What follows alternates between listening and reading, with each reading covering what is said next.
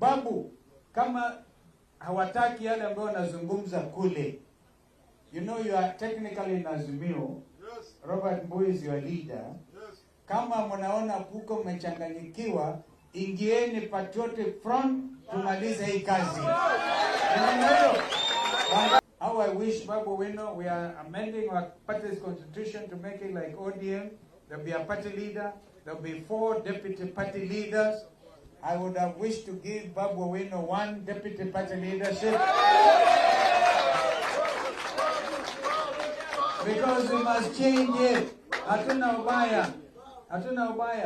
But because akija saa hii atakusema by election in Embakasi East, even that we can face together. There's no problem. One thing that we have to agree here is that Dr. Kengo Fred Matiang'i and Dr. Stephen Kalonzo Musyoka, they have some similarities. And this, it is in relation to their campaign ability.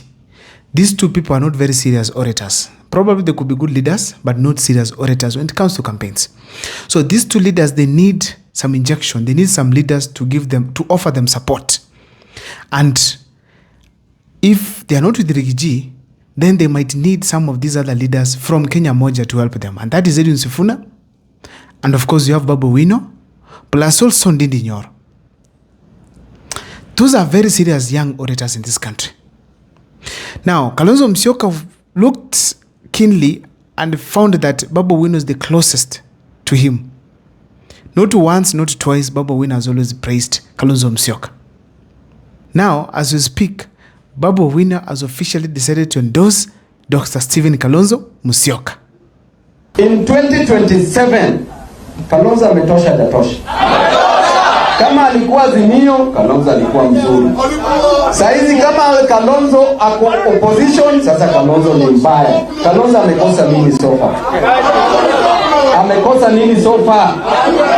Ati tukisema pia Kalonzo tosha, ati Babu ni mbaya. Mbaya what? Comrades, will you accept this?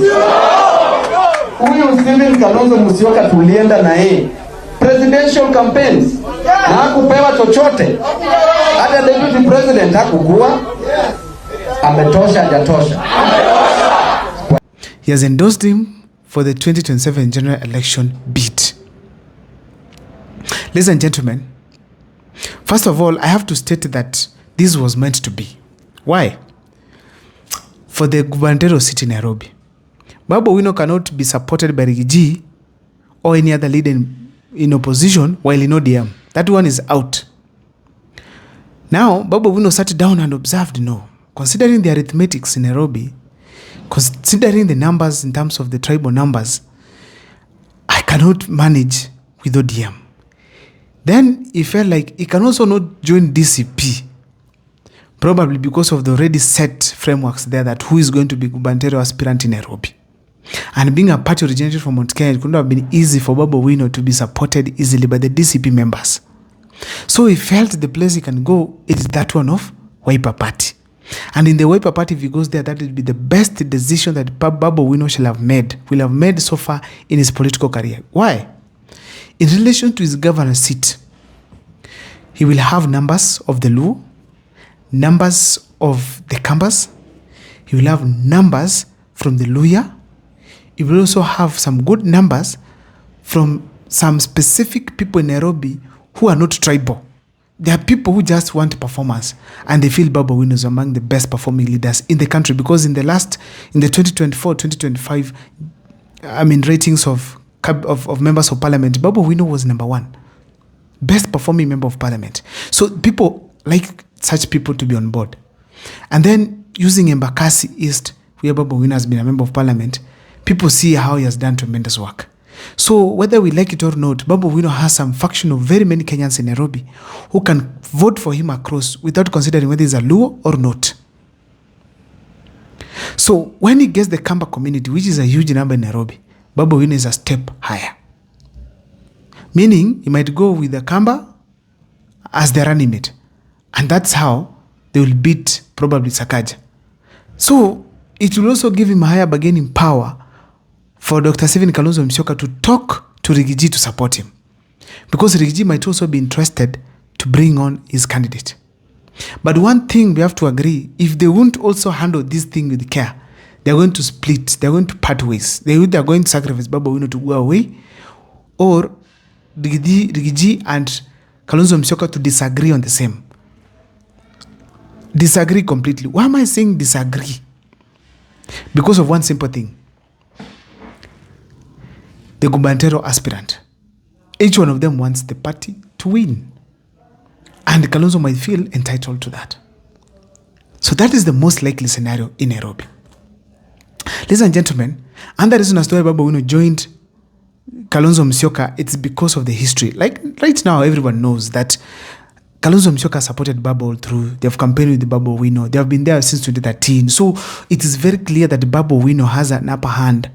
I mean, Kalonzo Musyoka can easily get supported by Babu Owino on the basis that they have been together and he has sacrificed a lot for Raila Amolo Odinga without being given anything in return.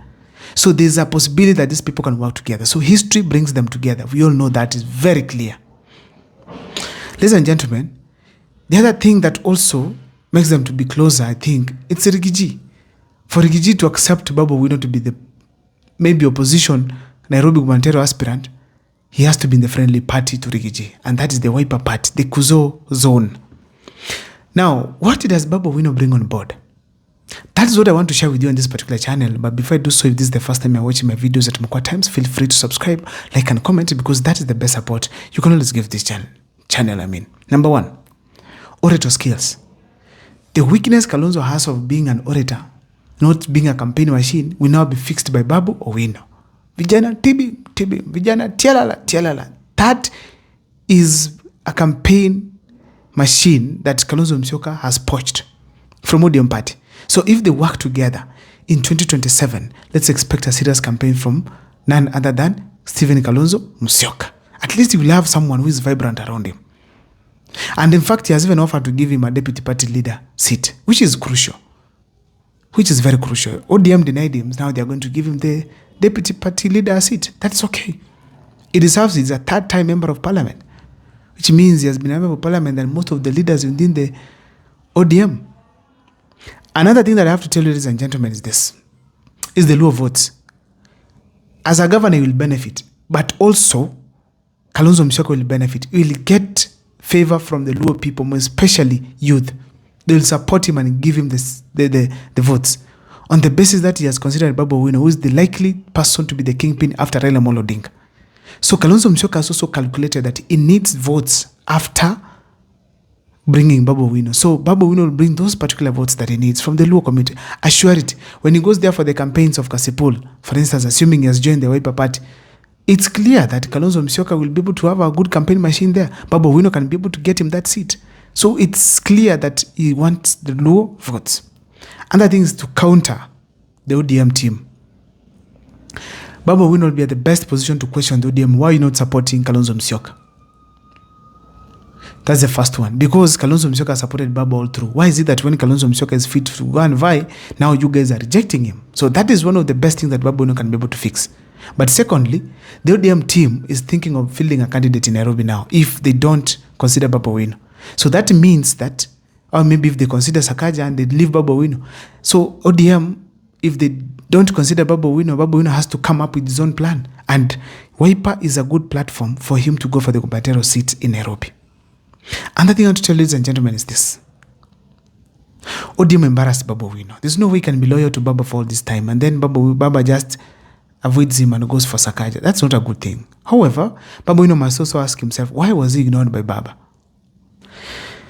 Probably Baba has seen something we have not seen, or he knows something that we don't know. Another thing I'll tell you about is youth support. Babu Owino brings on board the youth support to whoever he will support. If it's Kalonzo Musyoka, he will attract youth support. People will feel like Babu Owino has been representing us, especially millennials. People whose school fees elbow have paid because of Babu Owino, they know Babu Owino. So there's a likelihood that Babu Owino might also bring the youth support on board, which Kalonzo needs a lot. Also, Babu Owino is experienced. Among the most experienced leaders in the country right now as we speak, it is Babu Owino. He has been a member of parliament for the third term and actually has been campaigning seriously, both at the national and the local level. So Babu Owino has that touch with the ground and touch with the politics, which can add value to a team like of that Kalonzo Musyoka is leading. So in a nutshell, Those are the things I feel Babu Owino will bring on board. But on the comment section, of course, I always open it up for you guys to share with me on what you think as far as Babu Owino is concerned. And many other videos that I do here, please make sure you comment. Thank you so much for following. See you next time for more videos.